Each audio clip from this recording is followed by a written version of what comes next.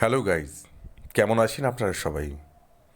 আশা করি যে যেখান থেকে দেখছেন ভালো আছেন, সুস্থ আছেন, সুখে আছেন। অ্যাকচুয়ালি আমি এখন বসে আছি আমারই রুমে। এটা আমার ছেলে, বেডের ওপর বসে আছি। মন চাইছে একটা গান শোনাতে আপনাদের জন্য। আশা করি খারাপ লাগবে না। গানটা শোনার পর কেমন লাগলো কাইন্ডলি আপনারা পারলে লিখে জানাবেন।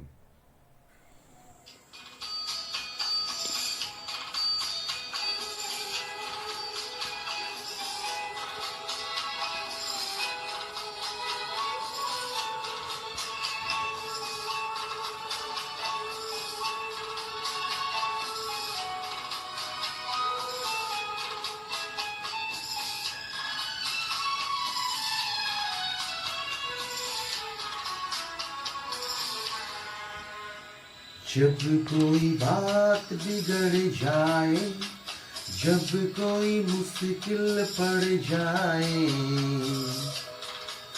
तुम देना साथ मेरा ओ हमनवा। जब कोई बात बिगड़ जाए, जब कोई मुश्किल पड़ जाए, तुम देना साथ मेरा ओ हमनवा। ना कोई था ना कोई है, अब तो तुम्हारे सिवा ओ हमनवा। Thank you so much.